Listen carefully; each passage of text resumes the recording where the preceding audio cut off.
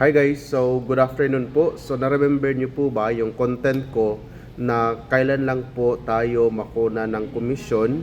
So if cancel yung booking, makunan ba tayo ng komisyon? So pinapaliwanag ko rin na meron din pong mga cancellation pero successfully deliver yung mga item. Kaya yun po yung problem na nagka-violation tayo or nakunan tayo ng komisyon or tinatawag natin itong e-coins. So sa content na yon, nagko-comment po itong si Sir Warren. Ang sabi po niya, ito yung sabi niya, akong e-coins nga 50 karon 5 pesos na lang. So in Tagalog, yung e-coins daw niya dati na 50 pesos, yung naiwan is 5 na lang daw. So nawala yung 45 pesos. So sir, ganito ha. Again si Maxim, hindi po tayo basta-basta nagbibigay ng violation.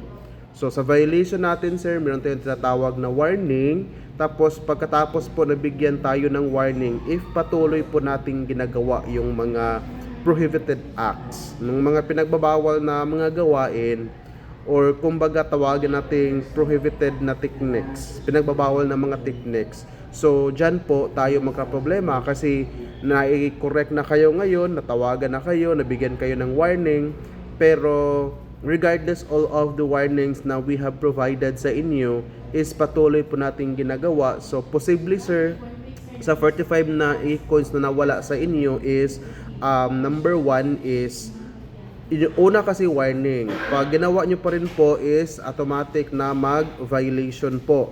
So sa warning, walang penalty. It's only notification na may padala sa inyo na once mangyari pa po iyan is mabigyan po kayo ng another violation and possible penalty. So since nabigyan na kayo ng warning and nangyari din po ulit yung mga pinagbabawal namin sa inyo, makuha po kayo ng 25 e-coins as penalty after the notification tapos ginawa nyo pa rin. So yung 20 possible is commission yun. So since na-cancel po sa system tapos naihatid nyo or na-deliver nyo, na-execute nyo po or kumita po kayo tapos si company wala, is i-complete yun sa system. So makunan din po kayo ng commission. But in general sir, para ma-check po natin kung tama po ba yung mga pinagsasabi ko or baka haka-haka ko lang ito, maaari po kayong mag-visit sa pinakamalapit na Maxim office sa inyo po.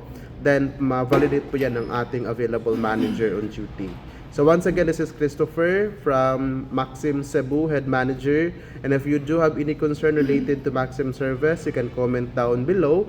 And I'll be answering all of your questions related to Maxim service if I do have available time. So that's it. And once again, God bless everyone and ride safe always.